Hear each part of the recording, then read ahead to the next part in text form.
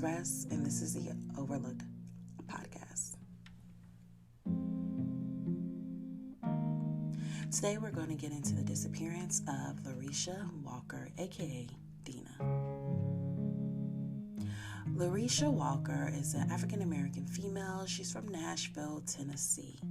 She was last seen November 19th, 1999. She was 23 years old at the time of her disappearance. Now, it's reported by all who knew and loved her that Laresha was a responsible person. She's a mother and she's very protective of her son. Even when we look into what little things we could find stated by the police, they too mentioned that by all means, it seemed like she was a very responsible person who had no reason to walk away from her life. Now, her family did describe her as someone who was very private. Family really didn't know much about a lot of her friends, but one thing about her is that, again, she was responsible. She wouldn't put herself in harm's way, and she really didn't make big plans without sharing with someone in the family what was going on, where she was going to be when she was coming back. Now, on November 19th, 1999, she dropped off her 2-year-old son at her sister's house to spend the night. She had told her sister that she had planned to drive her car to Murfreesboro, Tennessee, the following morning for a mechanical repair estimate. And what we do know was that on that night, around 9:30, 10 p.m., she had a phone call with her father, and everything seemed normal. There was nothing out the norm in this conversation. Everything seemed fine. We don't exactly know what was said in that phone call, but more than likely, a lot of times when we are going over cases and it's the last time people see or hear from their loved one, sometimes we don't get a lot of detail and we're kind of like, okay, well, why don't we have more detail? But a lot of the times when we talk to people we know, we love, the last thing on our mind is, oh, this might be the last time I hear from them. This might be the last time I see them. And so we're not digging into close details and things like that, We'll notice little things about the tone of their voice or if they're sounding frantic or anything like that. But when things seem normal, you don't really tell your brain to savor this moment, savor every last detail that's happening. So it could just be a case of it was just a quick conversation and, Dad doesn't necessarily remember all the details, or it could be Dad remembers the details perfectly well. And honestly, it's just not the public's business to know. But what we do know is that from all accounts, it was a normal conversation. There was nothing to indicate that she was in any type of trouble, any type of distress, or that she was having any type of anxiety or anything out of the norm.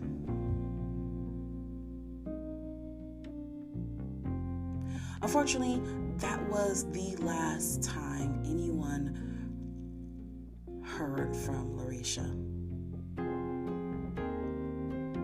Now, the next morning, one of Laresha's sisters came to check her home because she hadn't heard from her. She hadn't picked up her son.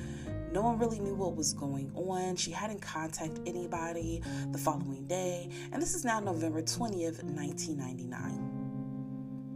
When her sister went into her home, she noted that the lights were on and there was music playing really loud, but the scene is described as being pretty normal. Nothing really seemed out of place besides the loud music. Now, one thing that is also noted is that her screen door was locked. But other than those minor things, nothing seemed strange. Nothing seemed out the normal. It didn't seem like there was any type of struggle or anything to indicate that something troubling may have happened. But still, there was no sign of Laresha. And then not only that, there was no sign of her car. Her car was not at her home. Now, of course, family kept looking for her and kind of calling around and seeing, hey, did does anybody know where she is? Has anybody heard from her? But the following day, November 21st, when no one could give an answer about who had seen her, what was going on, if anybody knew if she had any other plans, anything like that, that's when family decided authorities needed to get involved, and her mother, Wanda Faye Walker, reported her missing.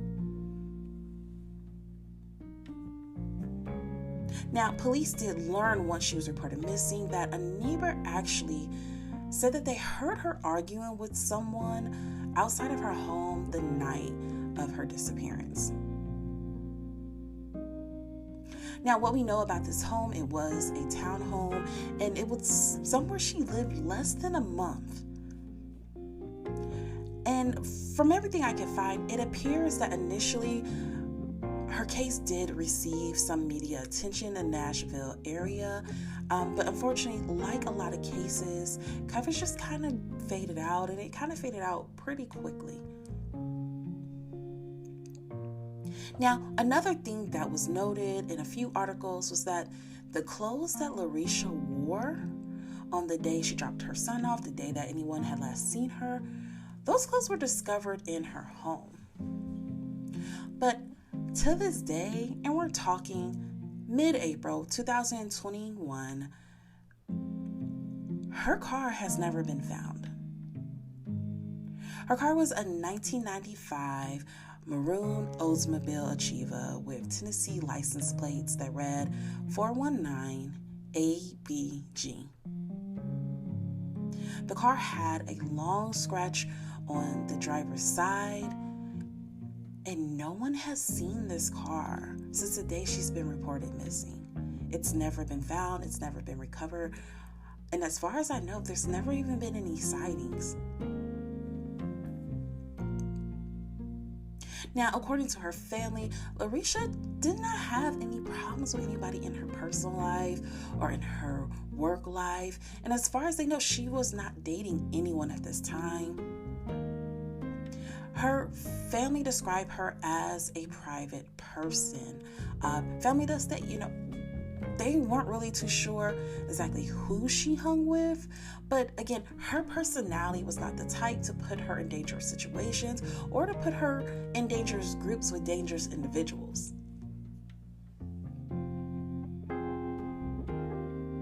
And let's not forget, Laresha is a mother, and family describe her as being a loving, doting mother whose son meant the world to her. As of right now, her son would be around age 23, 24. Now, in an interview with News Channel 5, Laresha's sister, Lakeisha, stated that when the family did come in to search her home, there did seem to be some type of indication that there was possibly two people that were seated on her bed. Her sister believes that whoever that person was more than likely the last person that saw her sister, and is more than likely someone who knows where her sister is and why they have not heard from her sister. Now, so one thing I do find odd is that, one, you can't find a lot of information in regards to the police regarding this case. You find a couple articles and you have a quote or two here or there for the police, but there's really not a lot of information from the police.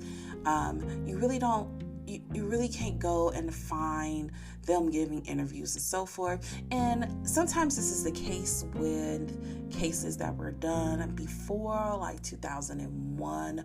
I think a lot of people forget that the news cycle being constant, being like a 24-hour thing, is still relatively new. I don't know if a lot of people know this, but really before 9/11 happened, the news was not constant. Okay, you had the 9 o'clock news, you had the 6 o'clock news, you had the 11 o'clock news, and that was pretty much it for the news. You did not have, it was not norm that you could pick up your remote and you could find news playing at any given time at some channel. And so unfortunately, when it comes to a lot of these cases before that time, you you aren't getting as much media attention. You're not getting as much media focus. And unfortunately, a lot of times it's harder to retrieve those videos, those clips, or if you do, it's like a sketchy kind of in and out recording of it on YouTube, and it's only a couple minutes of it, or it's kind of a you could tell someone copy and printed and then scanned like a clip from the newspaper on the internet or something, but you usually don't get the same amount of details from cases that are newer, even when there was media coverage. And that's some of the issues I kind of ran into. Most of the articles I saw written about this were written years after the fact. I was able to find a couple articles, and I'm saying a couple, and I really do mean couple. I'm not talking like 5, 10, where it was written around the time she actually disappeared. But from everything I could find, it does seem like her case was brought up in the media. It was just kind of like a lot of these cases are. It's brought up and then they move on to the next thing. Luckily, her family has been able to kind of get the media to re-look into her case, do a new clip, do a new article a couple years after, and you'll see articles in like 2009, 2016. But a lot of that is because of later events that ties this case into a whole different case. Now, the police, you will hear them say in articles that they do believe Laresha was most likely a victim of an abduction. We find one quote that says, "All indications are she was a good mother and would not have left her son." Now, this is according to an article posted on WKRN. It was posted in 2016 entitled "Grandmother Goes Missing 17 Years After Her Daughter Disappears."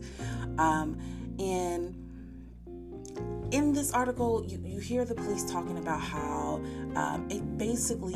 it looked like she was in her home one second and then she just was gone and disappeared, and that's kind of how they come to the conclusion of a kidnapping. But it's really not fleshed out. We really don't get any more details, and this is something I really wish they did flesh out, because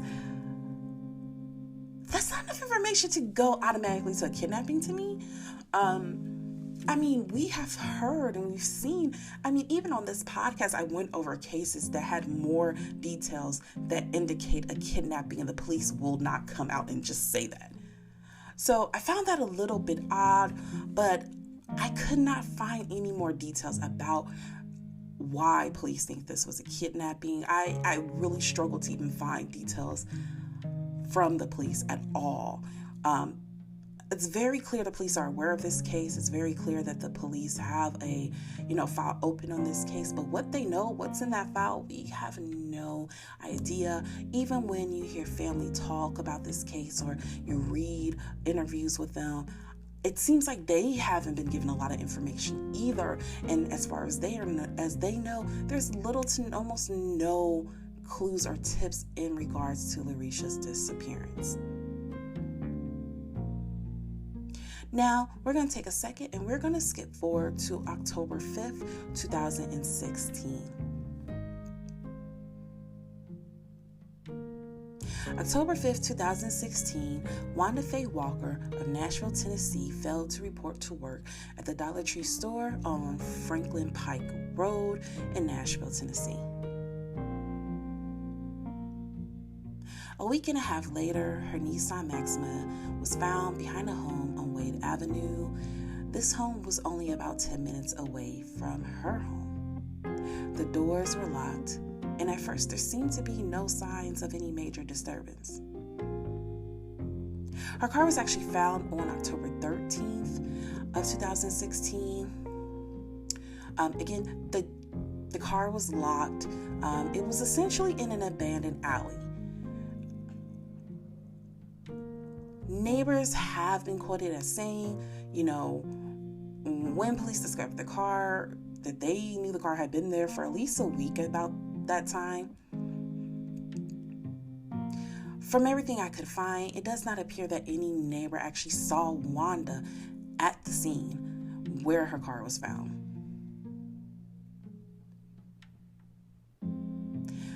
Now, what we do find out from neighbors and from the police is that her purse was in the car, though, that whole time.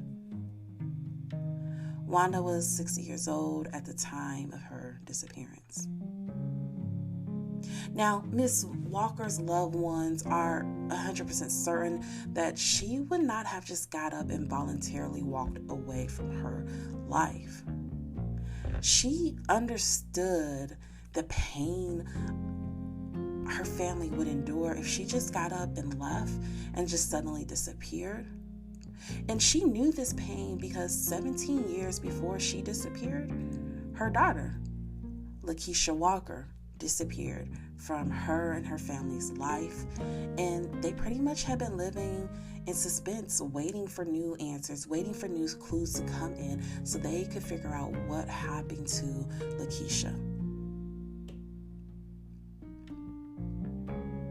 Now, according to the charliesproject.org website, police did eventually note that there was blood in the backseat of that Nissan when they were able to get the car and send it in for processing. They were able to determine that that blood was Wanda's. Now, depending on where you look for information, there's some sites that say that unfortunately it seemed like there was a significant amount of blood found in this car, but other articles make no mention of it whatsoever. And again, finding official police statements on this have been very scarce, so I cannot confirm that. But it does seem that police were eventually able to find blood in this car, and they were eventually able to determine that this blood was Wanda's. Now, according to family members, there is a guy who goes by Mr. Hen, who was dating Wanda at the time of her disappearance. This was her boyfriend at the time. And according to some people, this was the last person that's seen her alive. Now, I'm not getting Mr. Hen's name because, one, he's not listed officially at first name as a suspect. Also, two, I cannot verify that this was her boyfriend, but it is floating around in a couple different blogs. There's a couple Facebook posts where his full name is released, but I cannot find anything official naming him as a suspect. I cannot find anything official linking him definitely to the case. Most of the places I've seen are unofficial sources, and while we know unofficial sources can have some really, really good details that unfortunately the police and news sites cannot release because of liability reasons and because there's not enough evidence to release it. But I will say, you will find his name, you will find a mention of a boyfriend on most blog posts, Facebook posts, social media posts regarding her. And essentially the story is that one of the stories is that he was the last person to see her, that she was on her way to work when her car stopped because it was overheating. She called him, asked him to come help out. He drove to her, and essentially that he put some oil in her car, and the car was running fine afterwards. And so they parted ways. He went his way, she went her way, and that was the last time she was seen. But there are other reports that state, no, she was last seen at her home. There's no mention of a boyfriend. There's no mention of her car having any car issues. They just say, hey, and she was last seen at her home. And let's keep in mind, her car was found 10 minutes away from her home. Now, investigators have said that there's no indication that Wanda or her daughter's disappearance is connected in any way. But what are the odds that a mother and a daughter go missing years apart and no one knows what happened?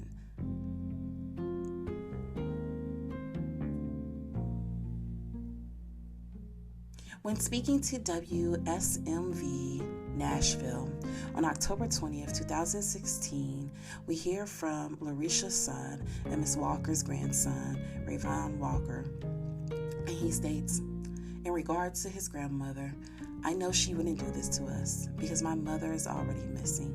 She wouldn't want us to go through that again.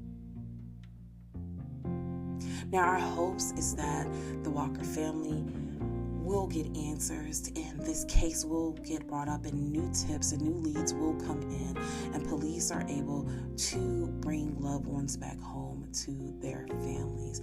Police are able to give a picture of what happened to their loved ones. Why didn't their loved ones come home that day?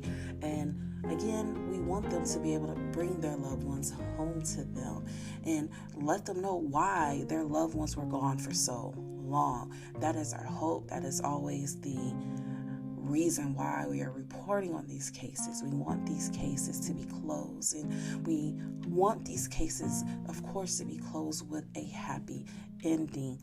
But most importantly, we want these cases to be closed with family members knowing where their loved ones are. What happened to their loved ones? Are their loved ones returning?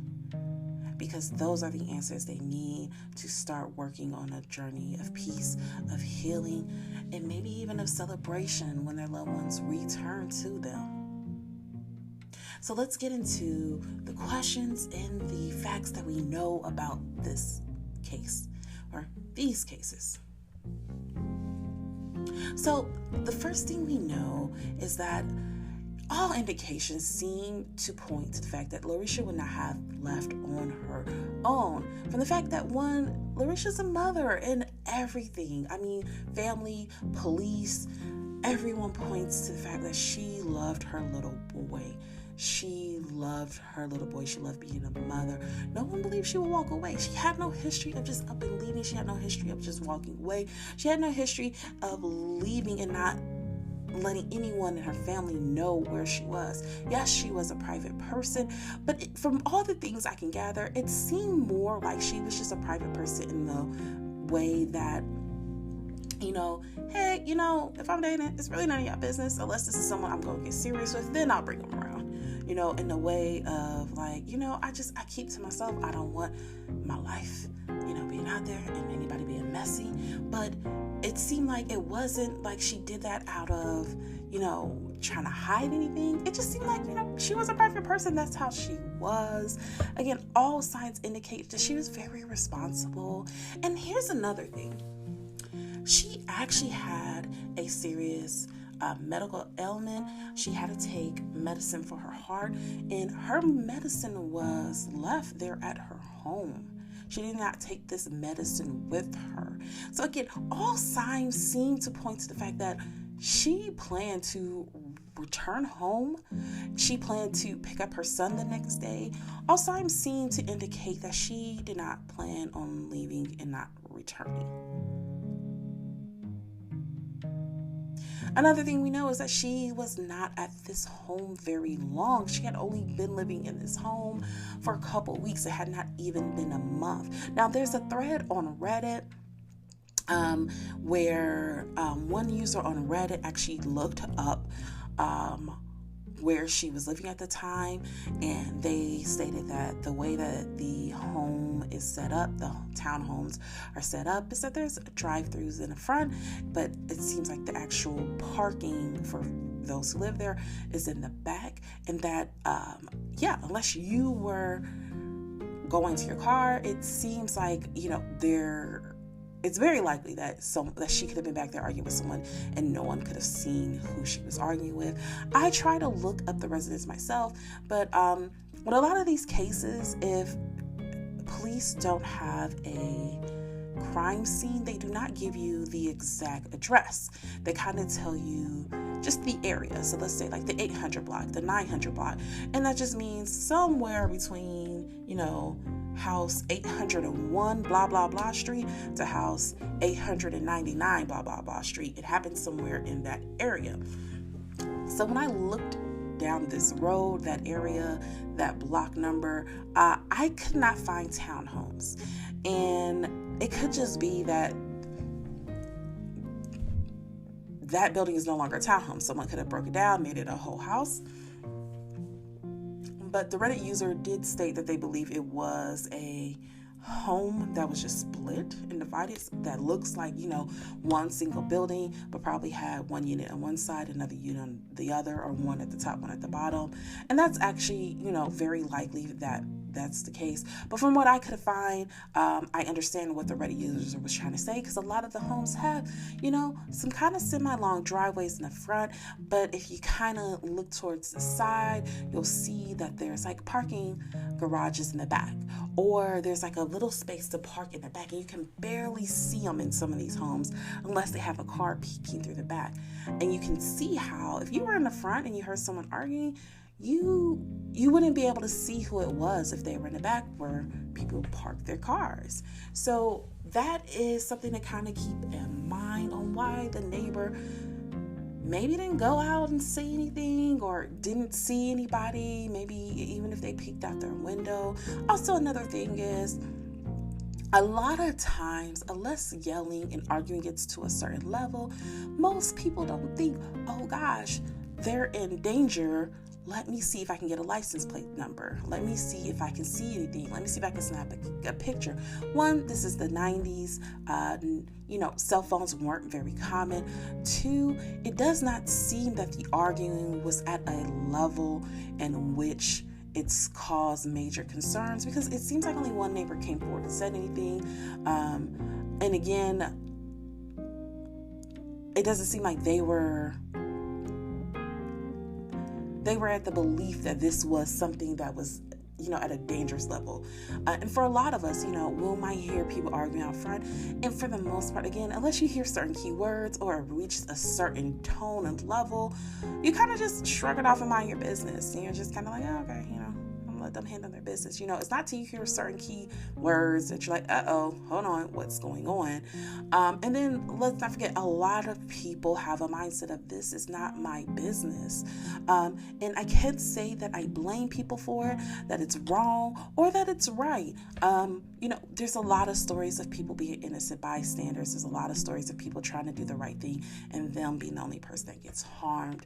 But from what I can find, it doesn't even seem like that was the case. It just seems like they thought it was a regular arguing, and they were just kind of like, well, whatever. They'll eventually stop. It seems like that was the case. Another thing, I talked about it a little bit earlier, but I find it weird that Laresha's car was never found. To this day, her car has not been found. And that's odd. Usually you find the car. Even in her mother's case, her car was found, about a week and a half later. So the fact that it's been this long and we have never found her car is a bit odd to me. And it makes me wonder, is the car underwater? A lot of times when we have cases when you can't find the car, you will find out that, the car crashed in a body of water. And, it was submerged in a way that you could not tell from the surface. And a lot of times, unfortunately, in those type of cases, it's not until years later that those cars are found, and it's usually, unfortunately, because another case has opened, and they believe that they'll find some type of evidence in whatever body of water they're looking into, and they'll accidentally come upon this car that happens to relate to a case from, 20, 30 years ago. So I did wonder about that. I could not tell if she would have to pass any major bodies of water to get to the car place, but I didn't really look too much into it, because it seems she did arrive home from when she was running her errands, because one, her dad talked to her around 9:30, 10 o'clock that night. Two, she was arguing with someone at her home that night. So it seems like, that might not have been something that needs to be focused on, at least as a priority. I guess my mindset was more, okay, well, maybe she left, drove to just clear her head or anything like that. And did something happen? Was there a crash? Is there a body of water nearby? Anything like that? But that was just my own thought frame. There's nothing that seemed to indicate that whatsoever. But we do know that we don't know where that car is. Another thing that came to mind was, okay, did someone take that car and did they repaint it? Did they change the license plate? Did something like that happen? Because again, a car is something that's hard to hide. Okay, it's hard to hide for long periods of time. Because she was missing, her family reported her missing right away. She was last seen the 19th. She was reported missing officially to the police on the 21st. So I would like to think, if anything weird happened, like a car was, set on fire on the side of a highway or in a field or anything like that, and this was something that eventually the police were made aware of, I would think that they would look into it and they would look to see if it was the same type of car or anything like that. I would think that's not always the case of what happens, but we have no reports of anything like that. But I think it's something interesting to keep in mind, not only because, one, it's so hard to hide a car, and I'm just amazed someone was able to hide a car this long, but also because when her mother disappeared, a car was also involved. Okay? Laresha, in her case, it was stated that she was on her way to Murfreesboro, and I might be pronouncing that wrong. I'm so sorry to the people of that city if I'm pronouncing this wrong. Murfreesboro. I Googled it.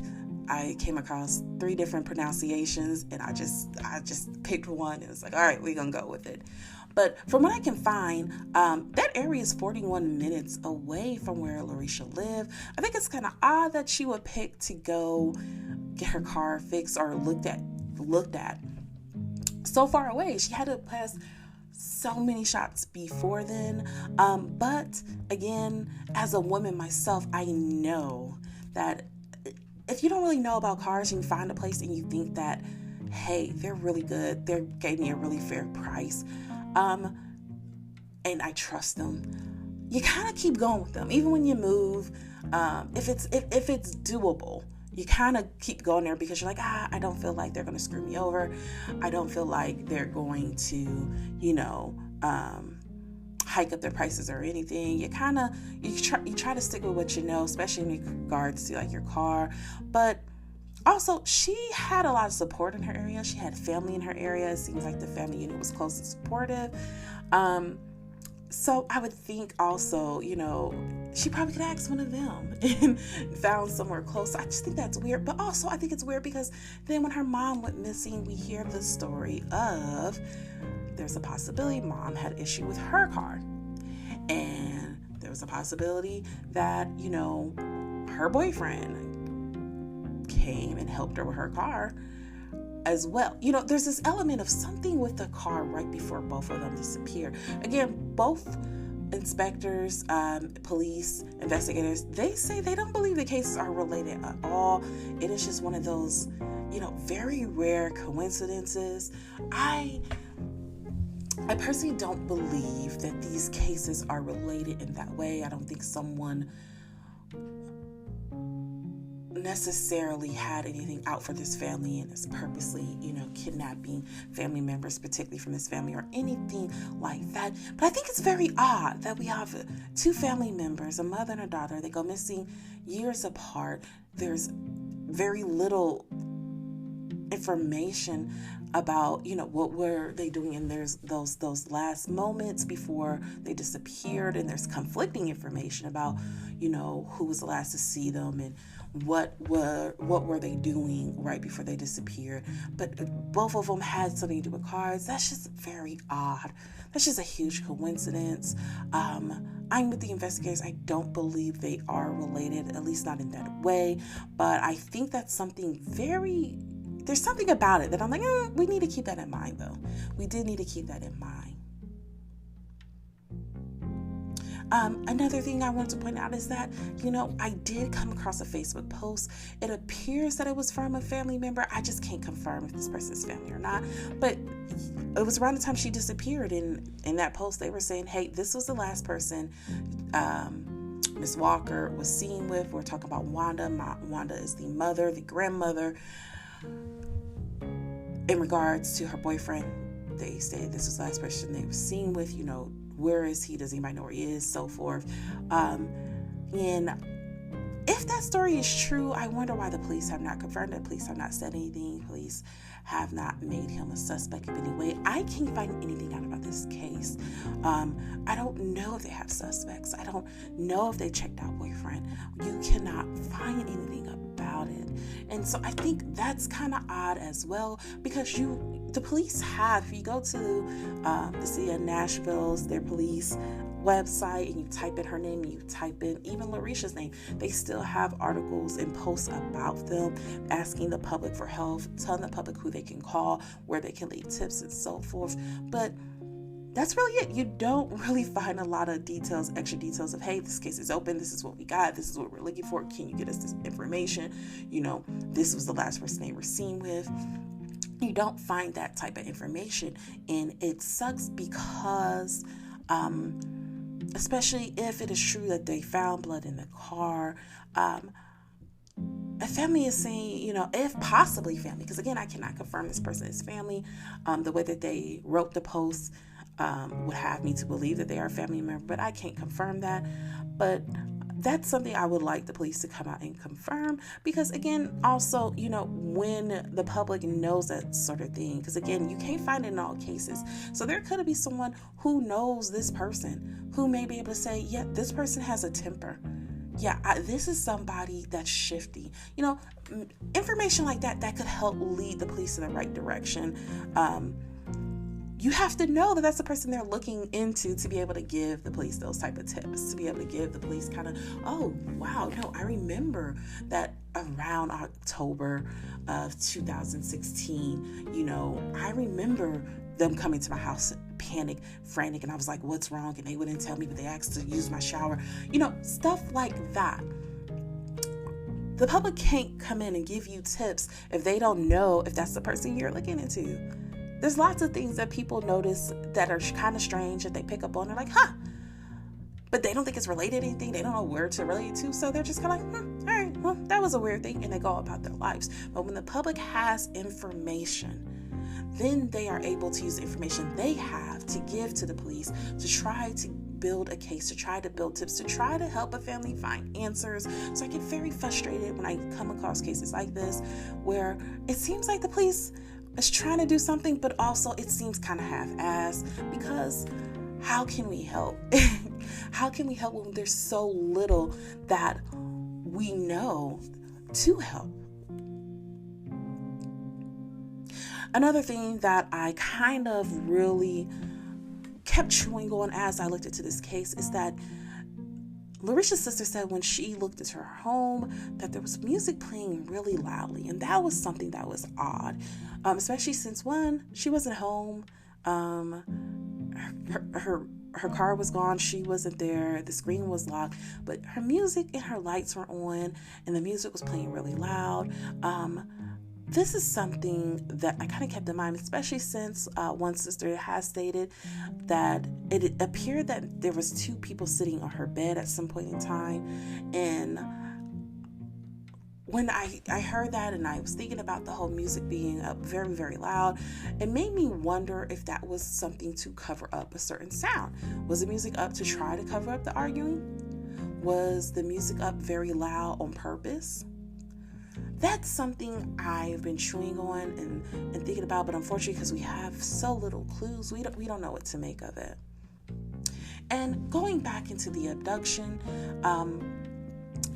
again, there's just the police made a statement about they believe it's possibly abduction or kidnapping in regards to Laresha's case, but we're not giving any information on why they believe that. Okay, we aren't getting any information on, okay, so is there a ring of people randomly abducting people?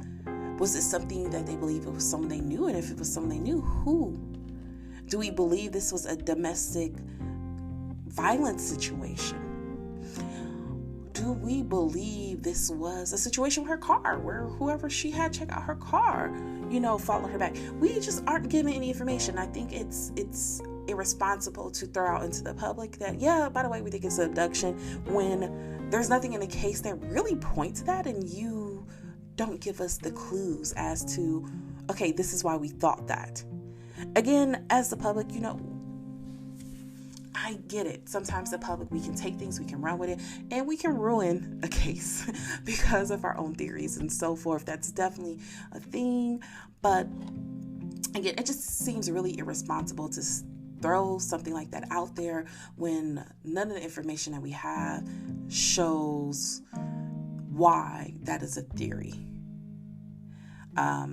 It just feels really irresponsible to me.